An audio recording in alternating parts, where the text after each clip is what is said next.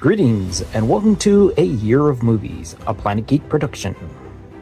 For this project, we are using the Ivan Walters reference book of 365 films to watch on the day they happened.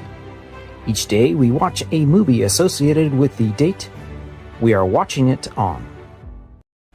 And as it is the 4th of July, we are going to be watching Shane from 1953, directed by George Stevens and starring Alan Ladd. So to begin with, this is a movie that has been known to me for quite a while in my early childhood of, my interest in watching movies. I believe it was the favorite movie of a best friend of a family member, a friend of our family that really enjoyed it quite a bit. And I think I've seen it only just a few times, but on regular commercialized television. So this would be my first time actually seeing it fully without commercials, and I think in its original wider than normal television size framing.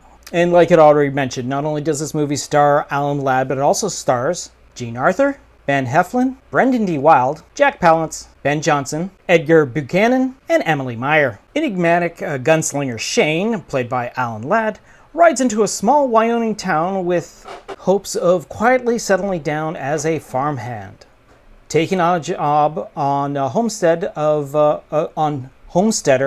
Joe Starrett's farm, played by Van Heflin. Shane is drawn into a battle between the townsfolk and the ruthless cattle baron Rufus Riker, played by Emil Mayer. Shane's growing attraction to Charlotte's wife, Marion, played by Jean Arthur, and his fondness for their son Joey, played by Brendan de Wilde, who idolizes Shane. All forces Shane to realize that he must thwart Riker's plan. So all that being said, this is quite a fun movie to watch. The way that it is shot, the way that it is presented is quite typical of a early 50s way of showing a Western story that deals with a bunch of redemption and revenge sort of storylines. The movie is wonderfully shot for a bunch of, from what I couldn't remember until I started watching it, how much daylight was shot for night, where they just like shoot things in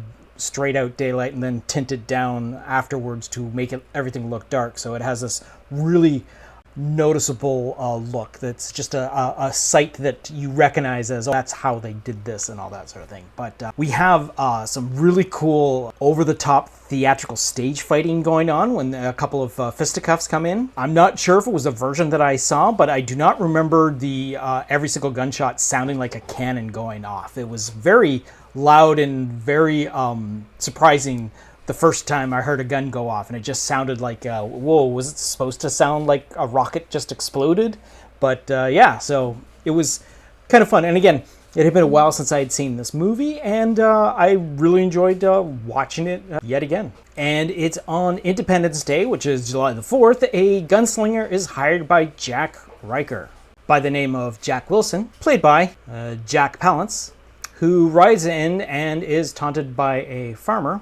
And that happens about 1 hour into this 1 hour and 58-minute movie. And when it came to the Academy Awards for that particular season, it actually ended up winning for Best Cinematography Color and was nominated for Best Supporting Actor for Brendan de Wilde and Jack Palance, Best Director, Best Picture, and Best Screenplay. And on that note, we're going to wrap up this particular episode and look off into the future to see what we're going to be watching for tomorrow. And that is going to be the 5th of July, and that is going to be Cool Hand Luke from 1967. So until next time, go see a movie.